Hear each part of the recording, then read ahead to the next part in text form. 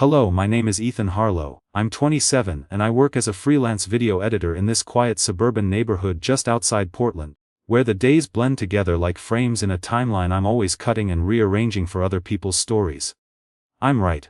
I've been wanting this, she said, her voice barely above a whisper as she stood in my kitchen doorway, the afternoon light catching the tiredness in her eyes. Rebecca Langford had waited until her younger brother Tyler packed his truck and drove back to college before she knocked on my door. Now she was here in my small apartment that smelled of coffee and the faint electronic hum of editing equipment, saying words that made my chest tight with something I couldn't name. I set down my coffee mug, the ceramic making a small sound against the counter. "Rebecca," I began. "Don't say anything yet," she interrupted, stepping closer. "Just let me say this. I've been thinking about it for weeks. About you, about how you listen when I talk, really listen. Not like you're waiting for your turn to speak or trying to fix everything." Her hands trembled slightly as she tucked a strand of graying hair behind her ear. "I know this is complicated. I know I'm older. I know I'm Tyler's sister. I know I just left my husband last month, but I had to tell you." The silence stretched between us like a held breath. Outside, I could hear the distant sound of a lawn mower, the ordinary rhythm of suburban life continuing while everything in this small kitchen felt suspended, waiting. But let me back up. Let me tell you how we got here to this moment where Rebecca Langford stood in my kitchen confessing something that had been building between us like static electricity in the dry autumn air. It started 3 months ago when Tyler moved in as my roommate. He had just transferred to Portland State for his senior year, and needed a place close to campus but not in the dorms. I had the extra bedroom, needed help with rent, and Tyler was quiet enough not to interfere with my work schedule. Most days I barely saw him except for the occasional nod in the hallway or the sound of his textbooks hitting the kitchen table late at night. He kept his space tidy, which I appreciated.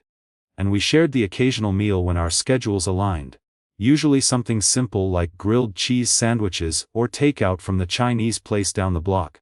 Tyler talked about his family, sometimes his parents back in Salem, his job at the campus bookstore, and his older sister, Rebecca, who'd recently separated from her husband after 15 years of marriage. "She's going through a rough time," he'd said one evening while microwaving leftover pizza, the microwave humming softly in the background. "Mom wants her to move back home, but Rebecca's too stubborn. She got her own place downtown. Says she needs space to figure things out." I nodded and went back to my editing work, thinking little of it. Other people's family drama felt distant to me then, like background noise I could tune out while focusing on color correction and audio levels.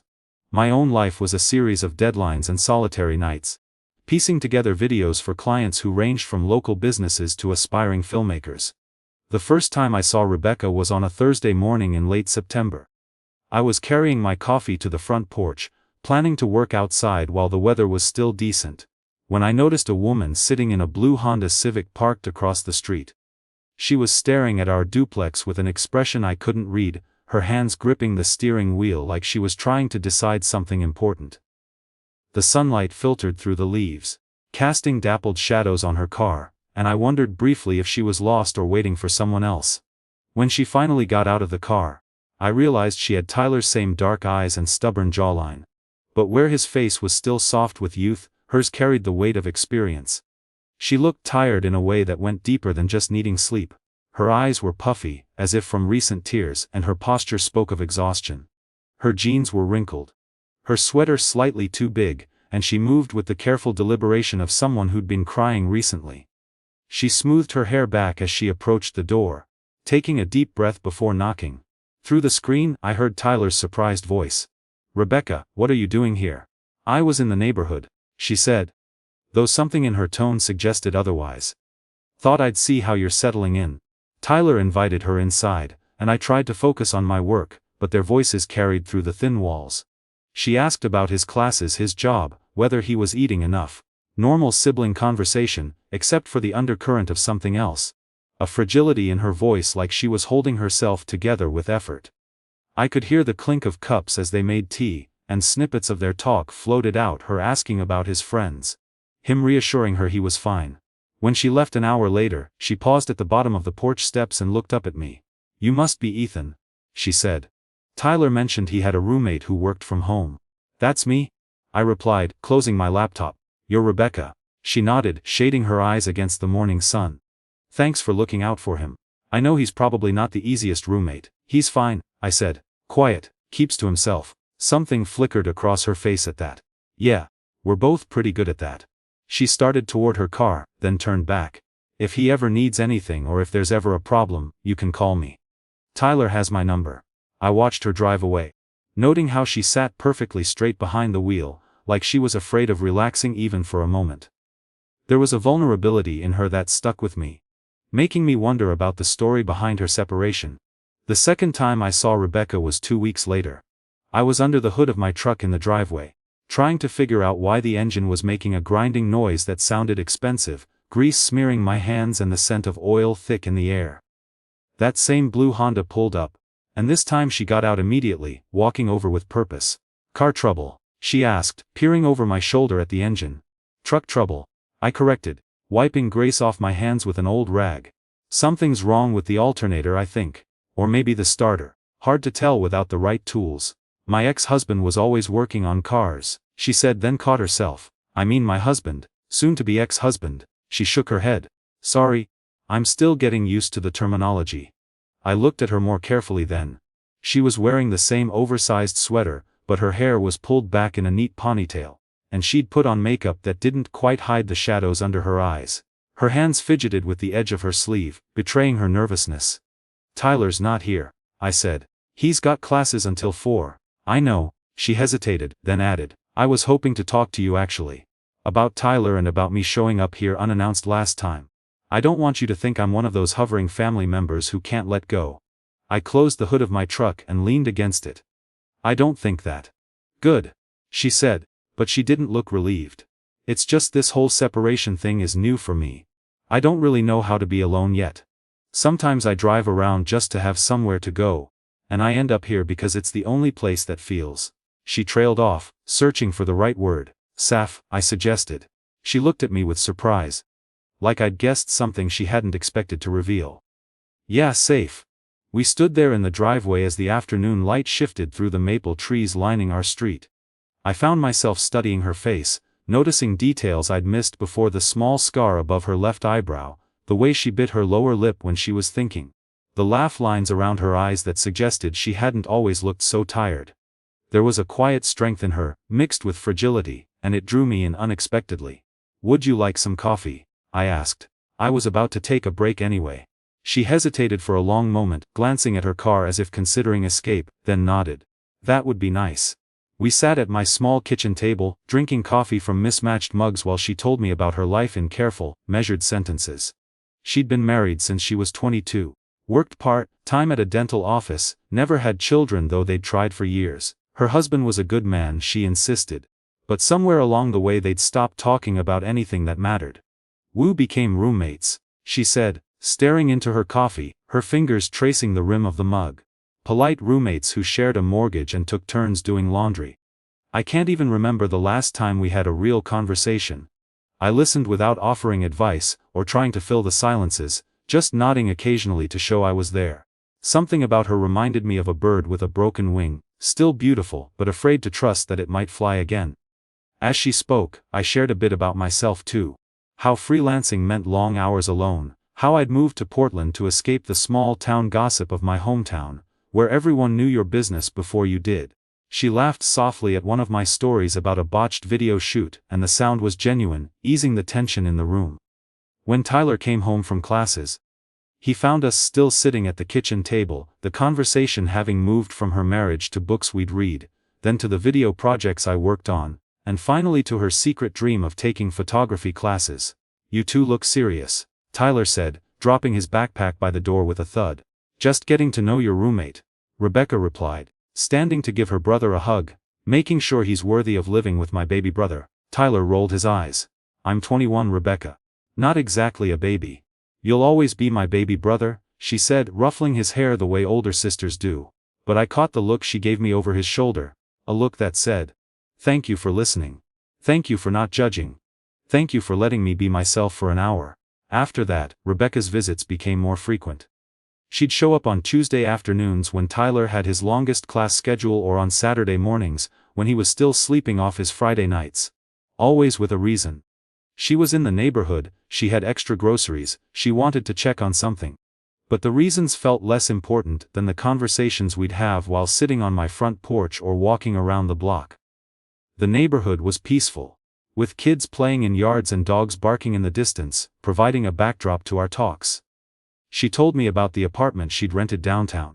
How quiet it felt after 15 years of living with someone else. The echo of her footsteps on the hardwood floors, the way the silence amplified her thoughts at night. I told her about freelance work, about the loneliness of spending most days alone with my computer, about growing up in small-town Oregon, where everyone knew everyone else's business, and how I'd fled to the city for anonymity but found isolation instead. We bonded over shared experiences of feeling out of place, like pieces in a puzzle that didn't quite fit. "Do you ever feel invisible?" she asked one afternoon as we sat on the porch watching leaves fall from the oak tree in my front yard, the air crisp with the scent of autumn. "What do you mean?"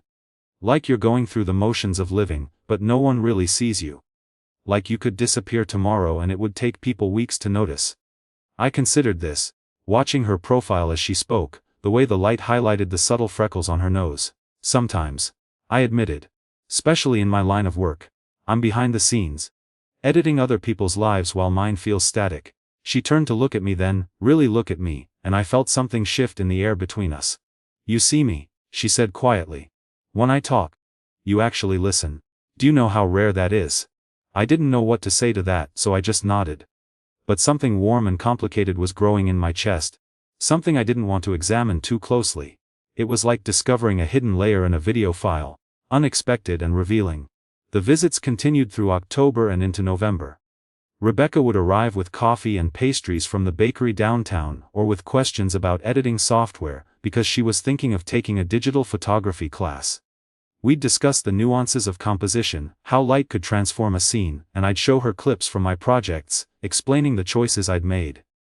We talked for hours about everything and nothing. Movies we'd loved as kids, like the old adventure films that made us dream of far-off places. Places we wanted to travel, such as the rugged coasts of Maine or the bustling streets of Tokyo.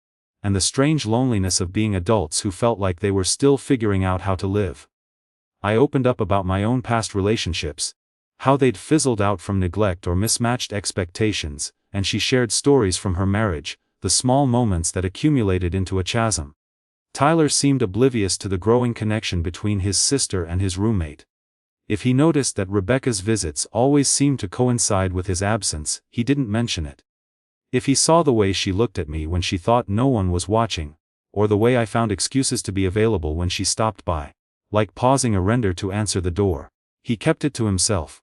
But I was becoming increasingly aware of Rebecca in ways that made me uncomfortable. The way she tucked her hair behind her ear when she was nervous, revealing a small earring that caught the light. The sound of her laugh when I said something that genuinely amused her, a light, melodic sound that lingered in my mind. The sadness that lived behind her eyes even when she was smiling, a depth that invited empathy, the fact that she was 34 to my 27, that she was Tyler's sister. That she was technically still married even though she'd been separated for months. The complications felt overwhelming, but the connection felt real in a way that nothing had for a long time. It was like editing a raw footage into a coherent story, messy at first, but with potential for something meaningful. Everything changed on a gray Tuesday in early December. Rebecca arrived earlier than usual, just after Tyler left for his morning classes. She was carrying 2 cups of coffee and a paper bag from the bakery. But her usual careful composure was cracked around the edges. Her shoulders tense, her steps hurried. "Rough morning?" I asked, taking one of the coffee cups, the steam rising warmly between us. "Daniel wants to reconcile," she said without preamble. "My husband. He showed up at my apartment last night with flowers and apologies and promises to go to counseling." We sat at the kitchen table. The pastries forgotten between us. Rebecca stared out the window at the bare branches of the maple tree, her coffee growing cold in her hands, her fingers drumming lightly on the mug. "What did you tell him?" "That I needed time to think." She looked at me then, her eyes bright with unshed tears. "But I don't need time, Ethan. I know what I want. I've known for weeks." The words hung in the air between us like a question I wasn't sure I was ready to answer. "Rebecca," I started, but she held up her hand. "I know this is complicated. I know all the reasons why this doesn't make sense, but for the first time in years, I feel like myself when I'm with you. I feel seen and heard and alive in a way I'd forgotten was possible. I reached across the table and took her hand, feeling the warmth of her palm against mine, the subtle pulse that matched my own racing heart. I feel it too, I said quietly. But Tyler will understand, she said, though her voice wavered slightly. Eventually, and if he doesn't, that's something I'll have to live with. But I can't keep pretending that what's happening between us isn't real. We sat there holding hands across my kitchen table while the morning light shifted through the windows, casting long shadows on the floor, both of us aware that we were standing at the edge of something that would change everything. I need to tell Daniel no, she said finally. I need to make it official, file the papers, stop living in this limbo. Are you sure? I asked. She squeezed my hand. I'm sure about you, Ethan. I'm sure about this. Everything else I can figure out as I go. That was 3 weeks ago. Rebecca went home that day and called her husband, then called a lawyer. Tyler was surprised by the news but supportive of his sister's decision to move forward with the divorce. If he suspected there was more to the story, like the way I'd been quieter lately, or how Rebecca's visits had become a routine, he kept his questions to himself. We continued our careful dance of friendship and something more. Both of us aware that we were waiting for the right moment to acknowledge what was growing between us. We took walks around the neighborhood, our conversations delving deeper into dreams and fears, shared meals at the kitchen table, experimenting with recipes like her favorite pasta dish, sat on the porch talking until the street lights came on, watching the stars emerge in the clear sky. Yesterday, Tyler packed his truck to drive back to campus after winter break. He hugged his sister goodbye, thanked me for being a good roommate, and promised to call when he got to his dorm. Take care of each other, he said with a knowing smile that suggested he wasn't as oblivious as I'd thought. And now here we are, back to this moment, Rebecca standing in my kitchen doorway, having waited until her brother was safely on the road before coming to say the words that had been building between us for months. I've been wanting this, she said again, stepping closer until I could smell her shampoo and see the flecks of gold in her brown eyes. I reached up and touched her face, feeling the softness of her skin under my palm. So have I admitted. But I didn't know if you were ready. I'm ready, she said, leaning into my touch. I'm scared and it's complicated and I don't know how to do this, but I'm ready to try. I kissed her then, soft and careful, tasting the coffee on her lips and feeling the way she relaxed against me, like she'd been holding her breath for months. When we broke apart, she was smiling in a way I'd never seen before, open and hopeful and entirely present, her eyes sparkling with a mix of relief and excitement. So, what happens now? I asked. Now we figure it out together, she said. One day at a time. We spent the rest of that afternoon talking about practical things, how to tell Tyler when she'd be ready, how to introduce me to her parents, what it meant to start over at 34 and 27. But mostly we just sat close together on my couch, her head on my shoulder, both of us marveling at how natural it felt to finally stop pretending. I traced patterns on her arm, feeling the goosebumps rise, and we shared stories we'd held back before, childhood memories, embarrassing moments, hopes for the future.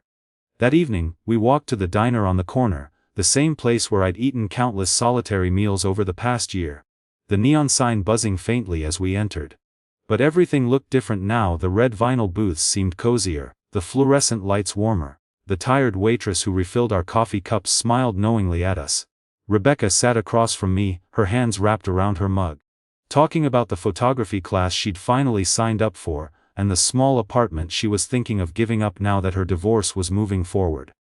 We discussed potential trips, like a weekend getaway to the coast, and how we'd navigate the awkwardness with family.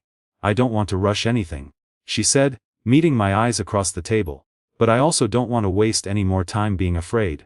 We don't have to decide everything tonight, I replied. We have time. She smiled at that, the kind of smile that starts in the eyes and spreads slowly across the face. Time, she repeated. I like the sound of that. As we walked back to my place, Rebecca slipped her hand into mine. And I realized that for the first time in months, maybe years, I felt anchored to something real.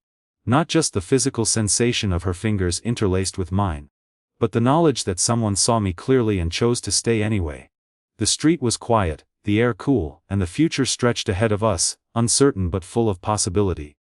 There would be difficult conversations with Tyler, awkward family dinners, the slow work of building something new from the careful foundation we'd laid over months of coffee and conversation. But tonight, Walking through the quiet streets of our neighborhood with Rebecca's hand in mine, all of that felt manageable. We were two people who'd found each other in the middle of our separate loneliness, ready to write a new story together. And that felt like the beginning of everything. What changed Ethan and Rebecca wasn't a grand gesture, it was being seen. Real love often begins in the small, ordinary rooms of our lives: mismatched mugs, long silences, the hum of a lawn mower outside while your chest learns a new rhythm. The lesson is simple and hard: the right person doesn't try to fix you, they make it safe for you to tell the truth. When someone listens without rushing to solve, your story unclenches. And when you finally speak the sentence you've been carrying, "I'm ready, even if I'm scared," life opens a door you thought was locked. Starting over isn't betrayal, it's honesty with a future. Age gaps, expectations, family opinions. None of it outweighs the dignity of two people choosing clarity over performance. You don't need perfect timing, only clean intention and patient courage. Go slow. Hold hands across the table. Sign up for the class. Say no to what kept you numb. Say yes to what makes you quietly alive. Love isn't the fireworks. It's the steady click of two lives editing themselves into one timeline. Cutting what no longer serves, keeping what rings true, and letting the light do its work. If this spoke to you, tell me, which moment hit hardest? The listening, the confession, or the decision to begin? Drop your answer in the comments. Your story might be the line someone else needs today. If you want more stories and lessons like this, about courage, second chances, and the craft of choosing, subscribe and turn on notifications.